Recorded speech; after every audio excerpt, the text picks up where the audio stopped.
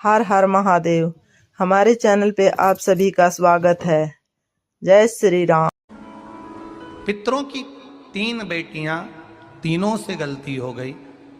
आप शिव मंदिर में जाएं, कोई गलती ना हो, जल चढ़ाएं, मना नहीं, छींटा ना लगे, धीरे धीरे चढ़ाइए। और एक बात अच्छे से ध्यान में रखिएगा, शिव मंदिर से जब भी वापिस आए, जल चढ़ाकर अपना फर्ज पूरा अदा कर कर। फर्ज से मतलब जब शिव मंदिर से वापिस आए, जो पत्ती, बेलपत्री, फूल शिव जी पे चढ़े थे वो नीचे शिवलिंग पे से नीचे गिर गए हों। एक शिवलिंग रखा है, लाना मिट्टी वाला, लाइए जरा उठा के। अब छत्तीसगढ़ में कथा चल रही, थोड़ा ध्यान से सुन लोगे एकांतेश्वर शिवलिंग का पूरा वृत्तांत।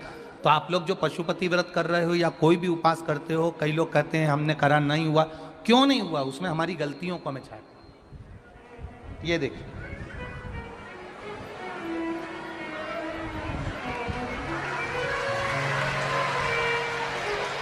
अब जैसे ये शिवलिंग रखा है, आपने जल चढ़ाया।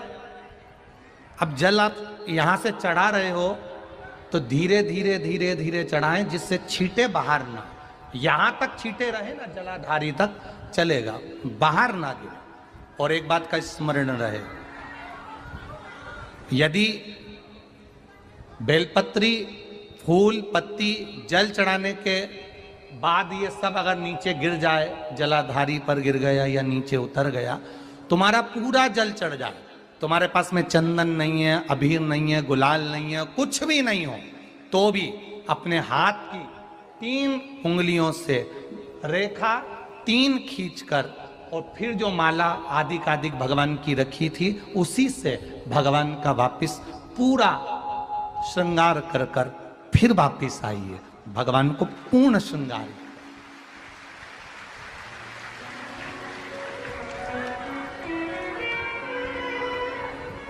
भगवान का पूर्ण श्रृंगार कर कर आइए। कई लोग जल चढ़ाने के बाद में भगवान का जो फूल पत्ती नीचे रखी रहती है, आप, हम ये नहीं कह रहे कि आप अपने घर से लेकर जाओ, आपके पास में कुछ नहीं, 1 लोटा जल चढ़ाओ। जल चढ़ाया, जो फूल पत्ती नीचे रखी हुई है उसी को उठाकर, उसको रखकर, उसी फूल से भगवान का खूब सुंदर श्रृंगार भगवान का कर कर फिर आइए। क्यों? शिव का जब हम श्रृंगार कर कर आते हैं, माता पार्वती जी ने देव अधिदेव महादेव का श्रृंगार किया है, आप लोगों के स्मरण में होगा।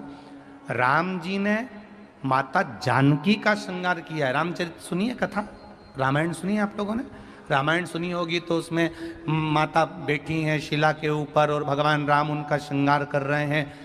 एक कौवा आता है, वो चोंच मार कर जाता है, ये सारा वृत्तांत आप लोगों ने श्रवण किया है। तो राम जी माता सीता का श्रृंगार करते हैं, भगवान कृष्ण राधा जी का श्रृंगार करते हैं। केवल एक देव अधिदेव महादेव की कथा ऐसी है जिसमें पार्वती जी शिव जी का श्रृंगार करती है। शिव का श्रृंगार किस लिए? क्यों?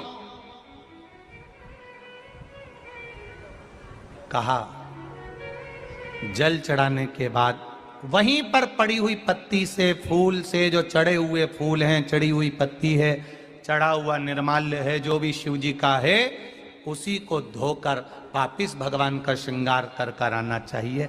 किस लिए? कि हे भोलेनाथ, जब मैं इस संसार सागर से जाऊं, अखंड सुहाग लेकर पूरी श्रृंगार कर कर इस धाम से जाऊं, ऐसी कृपा बना। जो पढ़ाओ, जो पढ़ाओ, चंदन नहीं है, हाथ से चंदन का स्मरण होना चाहिए। नहीं है हमारे पास लगाने को रोली, मौली, चंदन, जो भी आपके पास में, अबीर, गुलाल नहीं, अपने मन का गुलाल लगाइए, अपने मन का हृदय से दिल से रिझाने का प्रयास। ले जा बाबू, ले जा, दिल से चढ़ाइए।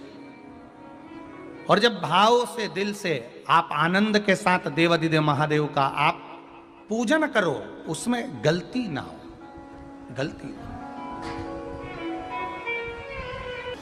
हम शंकर जी को जल कहां बैठ के चढ़ाते हैं?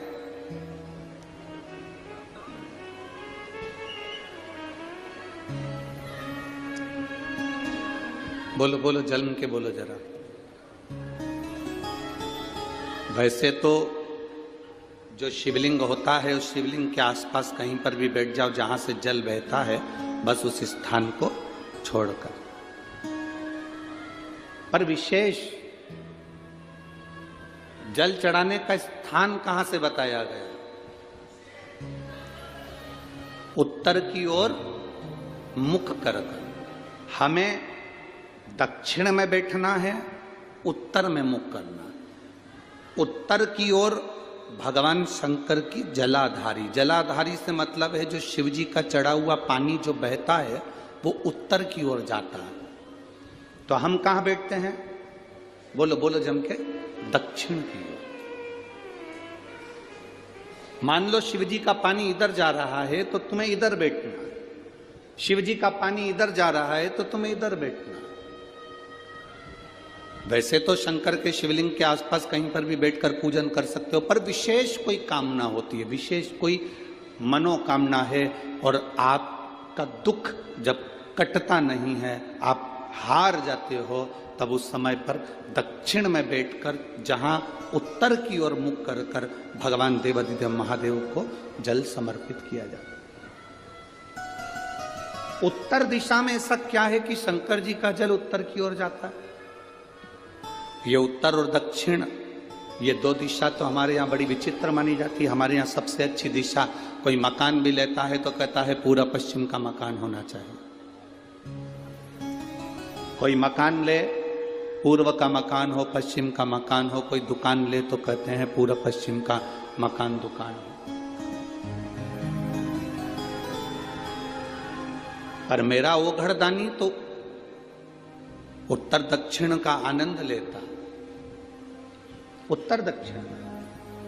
ऐसा दक्षिण दिशा में ऐसा क्या है कि शंकर जी का चढ़ा हुआ जल दक्षिण में ही जाता है? यहां तक शिव महापुराण की कथा कहती है, मान लो आप के घर में छोटा सा शिवलिंग है, आपके घर में छोटा सा शिवलिंग है, उस शिवलिंग को आपने थाली में रख लिया। थाली में रखने के बाद में गूंज रहा है आवाज, थाली में रखने के बाद उस थाली में शिवलिंग को रख लिया, आपने उसको स्नान कराया। थाली में भी अगर शिवलिंग रख रहे हो तो उस शिवलिंग का जो दिशा है वो उत्तर की होना चाहिए। भले आप मंदिर में पूरा पश्चिम में बैठे हो, आपके घर का मंदिर तो पूरा पश्चिम में ही होगा। आपके घर का मंदिर कहाँ होगा? पूरा पश्चिम में। पर शिवलिंग की दिशा कहाँ रखना है? उसकी जलाधारी की दिशा कहाँ रखना है? जम के बोलो जरा, उत्तर। आप मंदिर में पूरा पश्चिम में बैठो, आपके घर के मंदिर में आप पूरा पश्चिम में बैठ के पूजन करो, क्योंकि आपका मंदिर पूरा पश्चिम ही होगा। ऐसा कोई घर नहीं जिसके घर के अंदर मंदिर पूरा पश्चिम में नहीं है। आप पूरा पश्चिम में बैठो, पर शिवलिंग को थाली में भी रखो तो उसकी जलाधारी उत्तर की होना चाहिए। आपने अगर स्नान कराया है शंकर भगवान के शिवलिंग का जल जो आप लेकर जा रहे हो विसर्जन करने के लिए, शिवलिंग का चढ़ा हुआ पानी जो भगवान को हम घर में स्नान कराते हैं, भगवान को घर में नहलाते हैं, स्नान का जो जल होता है उसको हम ले जाकर जब वृक्ष में डालते हैं, उस समय पर शंकर का घर में चढ़ा हुआ जल जब हम ले जाकर उसको डालते हैं वृक्ष में, अगर आपका ध्यान उत्तर की ओर है, आपका मुख उत्तर की ओर है, भले आप जल डाल रहे हैं पर मुख यदि आपका उत्तर की ओर है तो आपकी मनोकामना पूर्ण होती ही है, ये निश्चित है। मित्रों, अगर वीडियो अच्छी लगी हो तो वीडियो को लाइक करें, शेयर करें, कमेंट करें और अगर चैनल पर पहली बार आए तो चैनल को सब्सक्राइब करने के बाद बेल आइकन दबा दें ताकि आने वाली वीडियो के अगर वीडियो अच्छी लगे तो चैनल को लाइक, शेयर और सब्सक्राइब जरूर कीजिए। हर हर महादेव।